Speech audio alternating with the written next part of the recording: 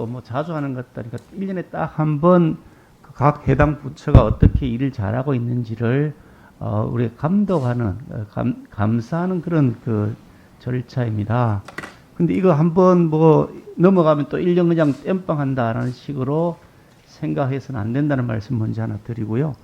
저는 처음부터 우리가 현장 국감을 가야 된다고 주장했던 사람입니다. 만약 격리기간이 거기에서 소요가 된다면 외교적 절차를 통해서 그 문제를 해소할 수 있는지도 적극적으로 검토하고 또 이 그 방역 절차에 있어서 이 격리기간 면제도 각 나라마다 그런 제도가 존재하는 나라도 있을 것이고 없는 나라도 존재하겠지만 그런 점들에서 적극적으로 고려할 필요가 있다. 예전에 박원순 시장께서 돌아가셨을 때 그 아드님 되시는 분은 격리기간 상관없이 상중이라 그래서 긴급 허가를 받아서 그 국정감사는 그 상치령보다 훨씬 덜 중요한 것이냐라고 하는 심각한 문제는 저는 우리 머릿속에서 떠나서는 안 된다고 저는 생각을 합니다.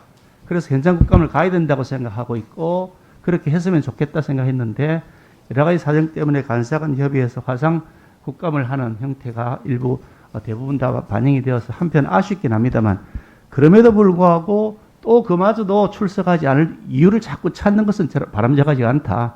중국의 경우, 일본의 경우, 미국의 경우 굉장히 중요한 현안이 있다고 말씀하시는데 중요한 현안이 있습니다.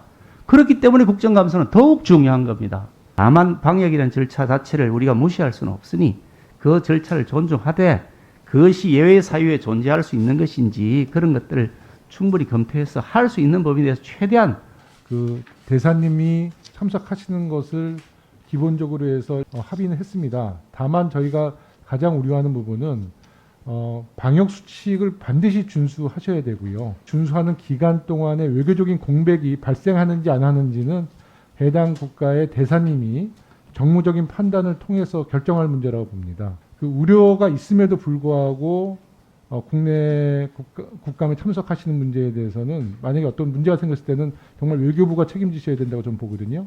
그래서 그런 문제에 대해서는 해당 대사님들께 주의를 좀 환기시켜 주시기 바라겠습니다. 방역 수칙을 지키는 가운데 생기는 외교적 공백 이렇게 느슨하게 볼 게 아니라 지금 이 회의를 보고 계신 국민 입장에서 우려하실 것 같아요. 국감 행정부 감시 활동을 위해서 가장 중요한 정치 활동 중에 하나이긴 하지만 지금 현재 10월 미국은 대선 직전입니다. 일본 지금 총리 교체식입니다. 중국 10월 중순에 가장 중요한 오중전에 있습니다.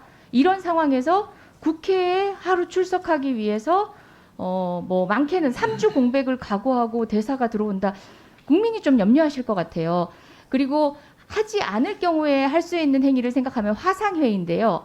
그분들이 지금 현지에서 화상을 통해서 국감을 받는 것과 그분들이 3주간 어딘가에 격리되면서 당의 국에서의 여러 가지 대사 업무 활동을 하는 것 비교해 봤을 때 국민들이 납득할 수 있는 가장 효율적인 국감의 방식은 뭘까? 우리 국회 구성원이 알아서 하는 게 맞는 것 같아요. 지금 외교부에다 일임을 하면 어찌되건 간에 피감기관입니다. 피감기관에서 국회가 출석하라 얘기했는데 이런 외교적 공백 때문에 안 되겠습니다라고 얘기할 수 없는 게 당연히 얘기할 수 있어야 마땅하지만 얘기할 수 없는 게 통상의 국회와 행정부 관계라는 점도 특히 중국 같은 경우도 뭐 2주간 격리 심지어 주 1회밖에 베이징으로 가는 비행기가 없는 상황에서 외교 공백을 최소화하기 위해서는 지방으로 가는데 그럴 경우는 지방에서 2주 격리돼야 되고요.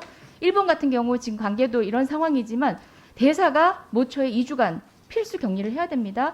그리고 지금 미국 상황 같은 경우는 실시간으로 저희가 예민하게 보고를 받고 종합적 판단을 받아야 되는 입장이지 않습니까?